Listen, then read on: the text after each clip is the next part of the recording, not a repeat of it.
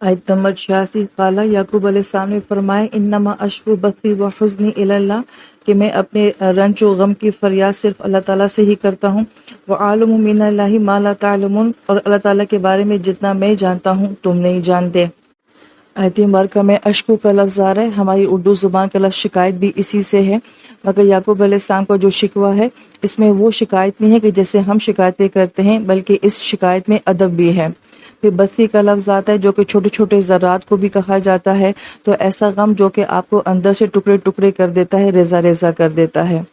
حزن کا لفظ آتا ہے، حزن بڑے بڑے پہاڑوں کو بھی کہا جاتا ہے اور بنجر زمین کو بھی کہا جاتا ہے، تو گویا کہ ایسا غم جو کہ آپ کو اندر سے بنجر کر دیتا ہے، یہ پہاڑ کی طرح فیل ہوتا ہے۔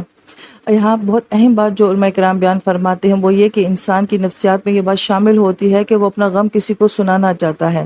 لہٰذا سب سے بہترین وہ کون سی ہستی ہے کہ جس کو آپ اپنا غم سنا سکتے ہیں، تو وہ اللہ تعالیٰ کی ذات ہے، کیونکہ دنیا والے آپ کے غموں سے جو ہیں وہ چڑھتے ہیں اور بیزار ہوتے ہیں۔ کوئی آپ کو ایک دفعہ سنے گا، دوسری دفعہ سنے گا، تو تیسری دفعہ وہ آپ کو نہیں سنے گا، وہ آپ کو یہی کہے گا کہ ہر وقت آپ ڈپریشن کی باتیں کیوں کرتے رہتے ہیں، غم کی باتیں کیوں کرتے رہتے ہیں، چھوڑو کوئی اور ذکر نہیں ہے۔ تو گویا کہ انسان کے ساتھ جو ہے وہ خوشی کے لمحات تو بہت انجوائے کرتا ہے، مگر کسی کا غم بار بار سننا یہ آسان بات نہیں ہے۔ تو گویا کہ غم سنانے کے لیے سب سے بہترین ہستی کون ہے؟ وہ صرف اللہ تعالیٰ کی ذات ہونی چاہیے، اور اللہ تعالیٰ کو ہی اپنے غم جو ہے وہ سنانے چاہیے۔